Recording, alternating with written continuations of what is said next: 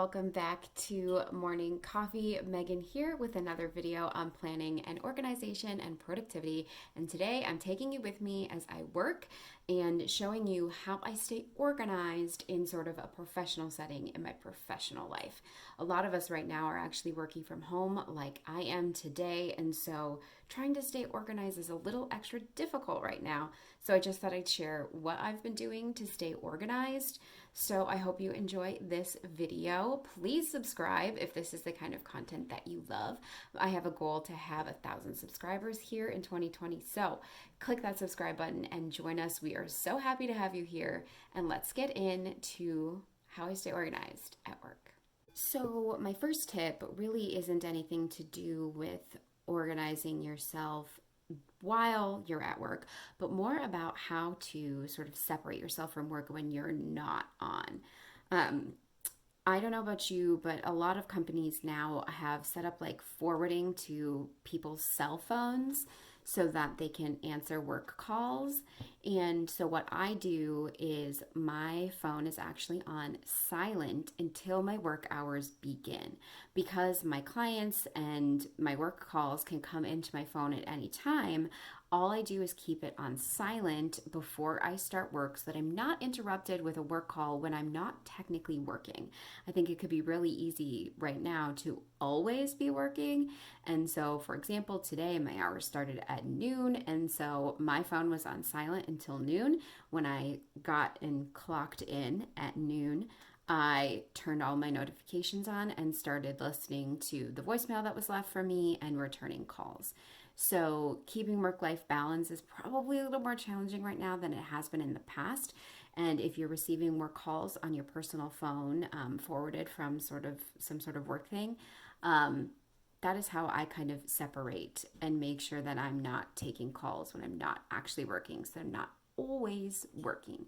I just simply set it on silent and return when I get back, just like you would if you were at the office and calls were coming into your office and you weren't there. So one of, I think, the biggest tips that I've learned in the last, 6 months or so, when life got really crazy and work life got really crazy, was that I needed to really focus in on the main responsibilities of my job. And here's what I mean by that. My job as an event manager is to obviously manage events. But the primary focus of my job is actually sales. Sales is the most productive tasks that I can be working on, because those are the things that make our business run. So I made a very conscious decision that I identified that that was the most important productive task of my role, and that tasks related to sales were my priority task items. So the first thing that I do when I get to work is I work on those specific sales related things.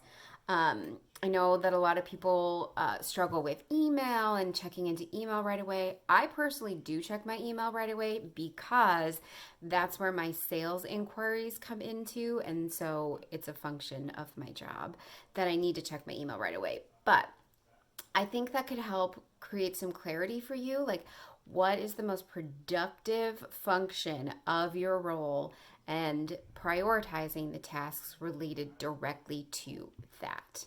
So if you are a teacher, for example, the most productive tasks related to your job are probably related to lesson planning, grading, student support, things like that. I've never been a teacher. God bless you, teachers, especially right now. So I'm just guessing. But that was kind of another example I was trying to use aside from my own. But that's a huge tip that I have for you, which is identify the most productive function of your role and the tasks that are directly related to that, and prioritize those within your day. Something that I've recently done to stay organized is actually get a bullet journal specifically for work. If you have watched some of my recent videos, you know I recently started functional bullet journaling, not like cute bullet journaling, but like functional bullet journaling.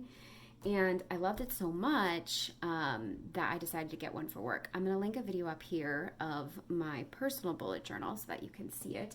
But essentially, this work bullet journal is specifically to track tasks and notes.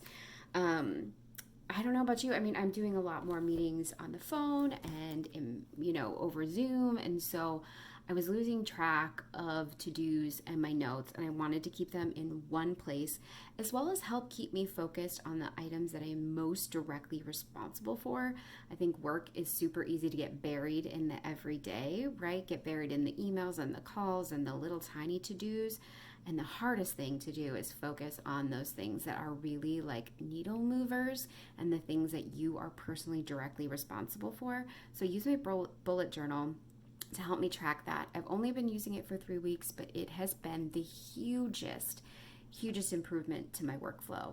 I'm going to take you inside my bullet journal and show you as much as I can of how I'm using it.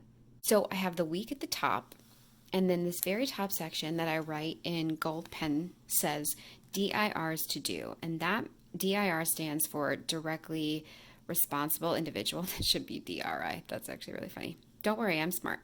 So the directly responsible individual. So these tasks are things that I am personally directly responsible for and will be held accountable for. And so those go at the top because those are very important to get done. And then I just divide out a section for each of my work days. Along this side goes my important like DIR to-dos, and these are sort of other tasks and to-dos.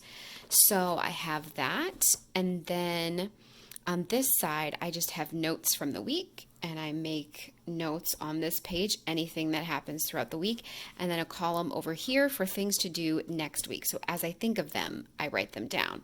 And I have a little system in here. So if this says, like, if there's just a dash, it's a note. But if it's a task, then I do a square. So that reminds me, like, okay, we have to do that.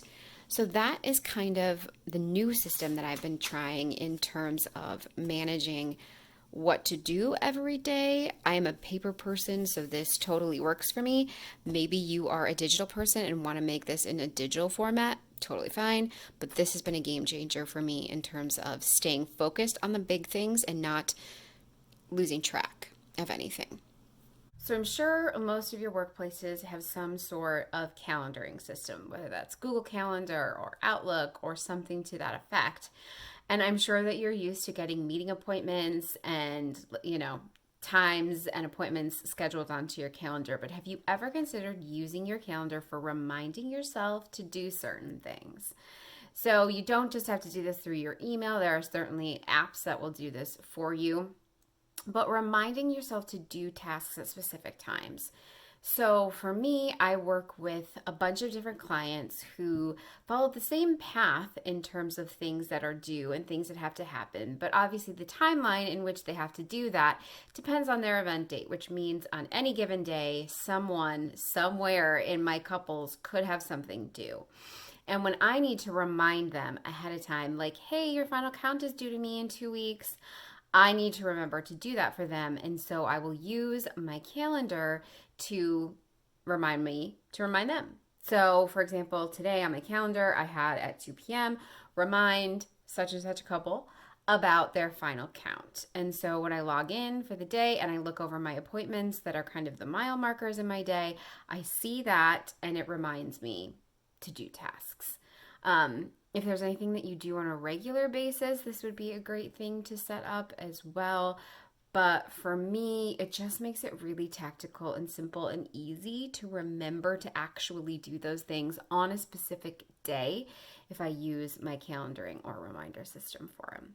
So if that's something you're using too and you absolutely love it, make a comment below and let me know what system you use to remind yourself to do work tasks. I'd love to hear about it. Hello, it is a little bit later. I actually had to run into work and do a tour. So it's a little bit later at night now. I'm in real clothes, but I wanted to sort of continue my thoughts. And so I feel like work-life balance is something that I've been struggling with recently, and maybe you have too. So I wanted to share this. So I'm done with my work day. I went and did my tour. I came home. My work hours are over for the day. But there are still things that I need to do. And what I've done and what I've kind of developed in order to not do too much of work stuff is I have a rule to give to myself first, which means when I get home, and I, do dinner with my husband. We do all of those kinds of things. And when he goes to bed and I'm back to my personal time, I give to myself first before I give to my work. These, obviously, this doesn't mean like if something absolutely has to get done. These are more like would be nice to do or nice to get a head start on.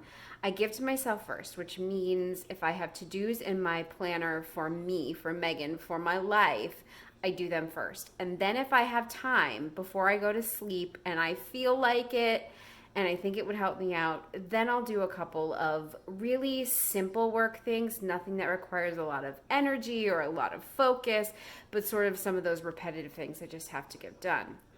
But again, I don't want to completely like tap myself out and get burnt out. It's our busy season, and so it is easy to do that.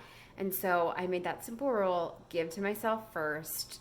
Once I'm on my personal time, I do everything that I need to do for my personal time, and if I have extra, then I give to my work. And it's sort of the same thing. I mean, when you're at work, you give to work first. You use the time that you have for your work to get everything done. You're doing the best of what you can during those work hours. So then during those personal hours, you give to yourself first because you're giving to work first during your work hours. So I just thought I'd share that. Maybe you're having a harder time with productivity than with work-life balance and productivity than you did before, now that COVID has totally changed up how we're doing work. Similarly, I have a response time rule for my email, which means I will respond to every email within 24 hours unless I'm off, which I will then respond to it within the next 24 hours that I'm off or that I'm working. But I try to avoid getting sucked into the trap of email during the day. I do need to check it at the beginning of the day to make sure that I'm responding to our sales inquiries and leads. And then I obviously keep my eyes on email in case it's a bride whose wedding is coming up and it's an urgent matter. I sort of scan my email that way, but I try not to get into the trap of managing my email inbox all day, because if you do that, that's all you'll do. If your emails are anything like mine, then that would be all I do for the day. And so this is sort of a practice that we've all sort of committed to as in work as a whole, but responding within 24 hours. So tonight, all I need to worry about is getting through the emails that were sent to me yesterday. All of the emails that were sent to me today that I've scanned for anything that's critical can wait until tomorrow. If you respond within 24 hours, it seems to be still courteous to the person that sent you an email. And I always use my autoresponder when I'm not on. But putting some limits to your email and putting some parameters around what's really required of you can help you stay productive on the things that matter instead of reacting to everyone else's priorities in your email inbox. And again, I have a whole video about email, so you should check that out. It's got some more tips. I hope you enjoyed following me around on a day at work here at home. Thank you so much for watching. I hope you appreciated the video. I appreciate you for watching it. I will be back with another video on Monday and Thursday, all about organization, productivity, planning, and goal getting. I will see you then, and I hope you have a great rest of your day.